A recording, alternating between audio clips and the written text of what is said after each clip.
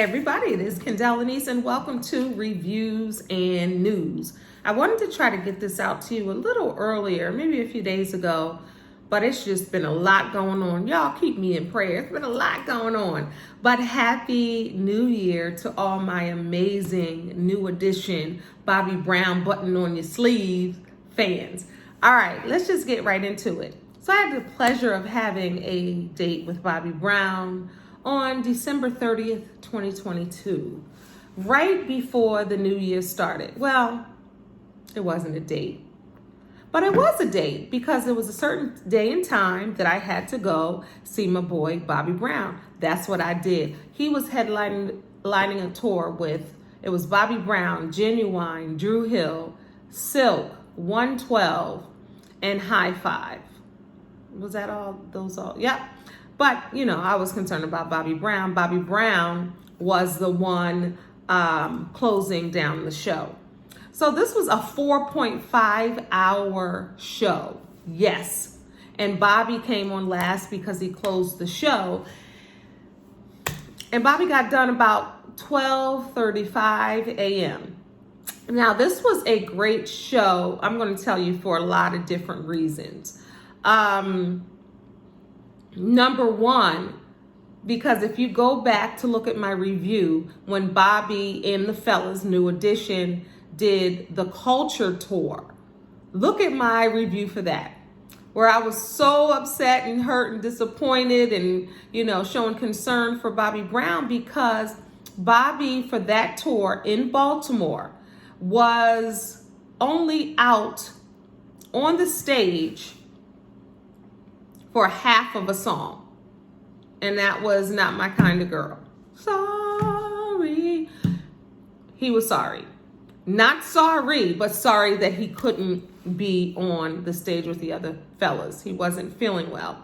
So that's what Baltimore got. So when Bobby came on and he was doing his thing and then in an intermission, he said, "Baltimore, I'm back. I know what happened when I was here in this same venue." How about that? In this same venue when I couldn't perform. He said, "I apologize." I'm glad that he acknowledged. I'm glad that he remembered. And he was like, "I'm sorry, but I'm going to give it to y'all today." And he did not disappoint. Let me tell y'all something. Bobby's voice was magnificent. It was strong. It was powerful. He looked good. People want to joke because he got a little belly. That's all right. He's not on anything. He is not on any substance but life and eating well. So I love the fact that he came out in all black leather, had his little hat on, and he did his thing. He sounded strong. And he did not disappoint the Baltimore fans. Some of the Baltimore fans was a little sleepy. Some of them were leaving early because, again, this was 4.5 hours. It started at 8 p.m. It didn't start on time. And then they had gaps in between acts. They had a DJ longer at some points than others. Some came on kind of 5 or 10 minute difference. The DJ was on for a good 45 minutes. So it was late when Bobby came on. Bobby came on maybe about 11:45 because I kept saying he's probably not going to come on until midnight. He came on about 11:45-ish, 11:50, something like that, and ran to about 12:35. His set was the longest. Genuine was talking about his. He only got 20 minutes. So, of course, Bobby's was the longest at approximately 40 minutes, maybe 45 minutes because I was in a trance at that time. But I know it was before midnight, and I know he was done. His last note where I couldn't hear his voice, that's when I left the venue. But that was like about 12:36 a.m., something like that. But the place was packed. Bobby apologized to Baltimore. I knew exactly what he was talking about. I'm not sure because a lot of the fans may not have been New Edition fans or Bobby Brown fans in particular at this event. So this is different from when you go to a New Edition show or Bobby Brown show. You know that it's going to be some diehards there, right? You know that. But when it's a different show like this, when you have other acts, some people's favorite could have been Drew Hill. Some people's favorite could have been Silk or High Five or Genuine. Touched his hand, by the way. He moved across, and I did a review on. Did I do a review on that? No, that was on my socials. But ran through the stage or through the venue, touched my hand. He kind of went through the audience as he does. But Genuine was good. I'll say that. And I'll let me say, Genuine was good. Silk, all 4 members, all the same vocals. Vocals just silky. Drew Hill had about 52 people on the stage. Of course, Cisco was heading it, but he's had the past people who were in there. He didn't have Woody though. But it was about 52 people on stage with them. High Five, vocals weren't strong. He was like, everybody up here is over 45. I want to say, but New Edition over 50 and they still, but I ain't going to go there because I got a chance to meet High Five when I went to go see New Edition, get their Hollywood Walk of Fame star, and they had a special viewing and High Five was there. But unfortunately, we know that Tony Thompson and, passed away. It was only 2 original members, and even with Silk, it was only Slim and I can't think of his name. Can't think of his name right now. The heavier one, I can't think of his name, but it was only 2 members of 112 because you've heard, I don't know if you've heard about what they've been going through with Q Parker and D, and the other 2 were young guys and they were just pretty much the dancers. So it looked like it was 4 of them. So it's different when you don't have the founding members, but Silk did. Genuine was good, but Bobby, that's who I came to see. I love Genuine too, but I came to see B Brown, and he didn't disappoint. He gave it to Baltimore, and I appreciated it. He was prepared. He was dancing.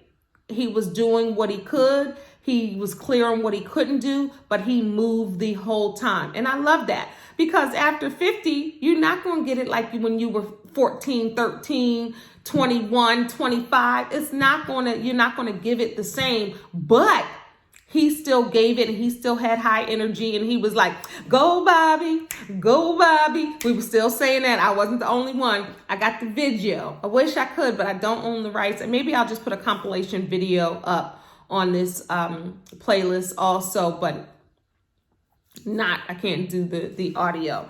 But I love the fact that I noticed right away that he had his son Landon as a background singer. And if you watch the documentary that debuted in 2022 of Bobby, Every Little Step, then you know that Landon wants to be a singer or continue that process. He's a great songwriter.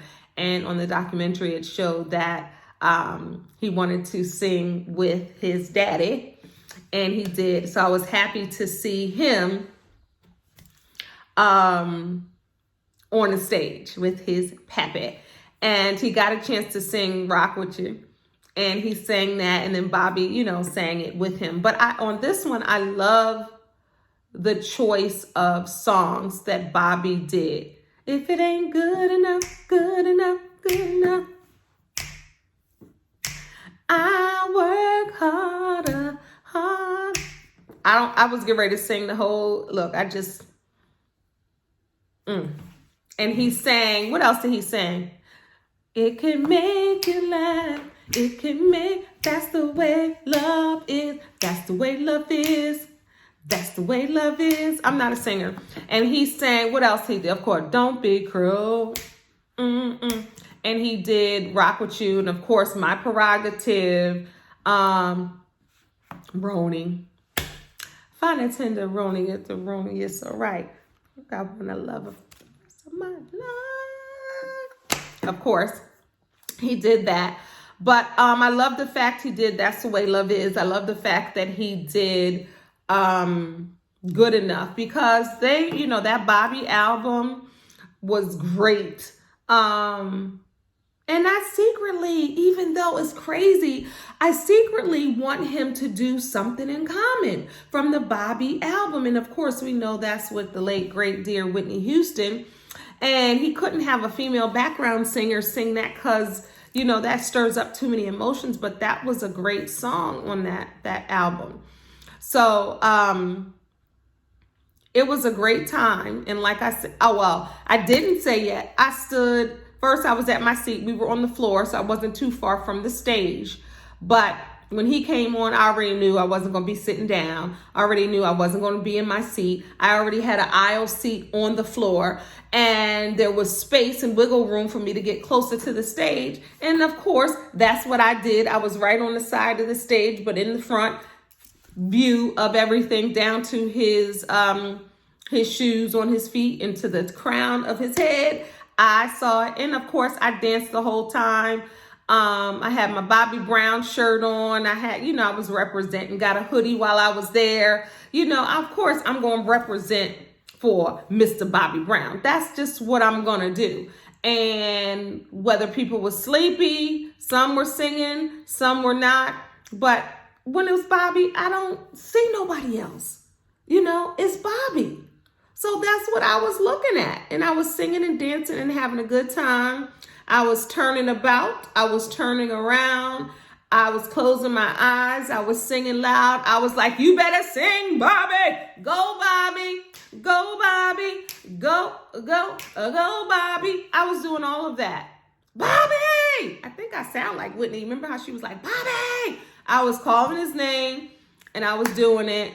And then, of course, when he was looking out there, it looked like he looked at me. I don't know. Some might say he was looking above me or around me. But, and I have had the pleasure of to meet Bobby Brown a few times. And each time he was a great person. So it was just good. And what I loved about it is New Edition was performing the next night for Dick Clark's New Year's Rockin' Eve. Y'all saw that. Y'all saw it with New Edition in the blue, the fur hats, the royal blue. I say that colon cancer awareness blue. Yep, they had it on.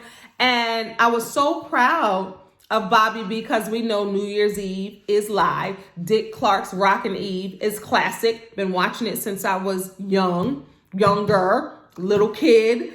And for Bobby to be done off the stage at 12:35, 12:40, and to also do a meet and greet, which I didn't do. We would have been there till 3 o'clock in the morning. I've had the pleasure of meeting him before, but then there was a meet and greet afterwards. I'm not even sure how long they went to. It could have been till 2 a.m. And then for him to get on his bus and to go to New York, and he gave everything he had in Baltimore. He performed. He wasn't the weakest link. Trust and believe. I know y'all be coming for Bobby, but Bobby is not a teenager anymore. Know that. Bobby has had a heart attack, a stroke. He's had, surgeries, different things. Bobby, he's off of everything. He's healing and he's healthy and he sounds strong. He looked good. He was personable. He was his Bobby. He did all his thing. Oh, I was doing all the dances. Every little step I take. And then I was doing the My Prerogative song dances, and I was dancing hard doing it. All the choreography, I was doing it on the side. Don't care who saw me. Don't care what they were saying. But what they couldn't say is that girl don't love her some Bobby Brown. But I was so proud of him that he was able to go to Dick Clark's New Year's Rockin' Eve that next night and kill it. That shows that his stamina is great. That shows he was doing his thing. But of course, I give it a thumbs up for Bobby Brown's performance on the All Black tour. And he was leading the pack with all of the 90s groups. I'm going to do another video talking about the Legacy Tour, if you got your tickets for the Legacy Tour and that announcement. So I'll be back in another video talking about that. But Bobby Brown in Baltimore on New Year's Eve did his thing. He didn't disappoint. And I love the fact that he had his merch out. Remember when I did the video for Ralph and Johnny, and I was talking about them not having merch, like who was their manager, what was going on, why wasn't there any merch? And I went to 2 of those shows, one in Atlantic City, one in outside of Baltimore, in between Baltimore and DC, no merch. But oh yes, Bobby Brown had his merch. He had the shirt that I got from the Culture Tour. He had that, the one I was wearing. He had sweatshirts. He had different types of t-shirts. He had his book out there. He had his Bobby Brown foods out there. Alicia Etheridge Brown is not playing no games with that management of Bobby Brown. If you know who that is, that's his wife. But he had his merch, and they were also selling tickets for the VIP experience for the meet and greet afterward, right there. So he had his merch out there. He was one of the ones that had it. And then of course, you had the bootleggers outside, and I kept thinking about Whitty Hutton. Y'all remember Martin with the shirt that was wrong. I got the hoodie, and his prices weren't bad. Y'all know that concert hoodies sometimes could be 60, 70, 80, 100. Bobby Brown's concert hoodie was $40, the same as a t-shirt would be in any other venue for any other artist. So it was a good time. Of course, I went with my girl Chanel. That is my new edition Bobby Brown button on the sleeve. Ralph, Johnny, same person. I went with that. Hollywood Walk of Fame, went with that. Screening of the New Edition movie, went with her to see that. We went together. So that's what it is, right? But he didn't disappoint. Shout out to Basing, who loves Bobby Brown as well. She didn't get a chance to go, but she will be going to the Legacy Tour. So we're going to talk about that in the next video. But this is New Edition Central Playlist. Make sure you subscribe. If you hadn't, tell your friends who love New Edition too to come right here. God bless y'all. Peace. This is Kendall Anise, the Remix Coach.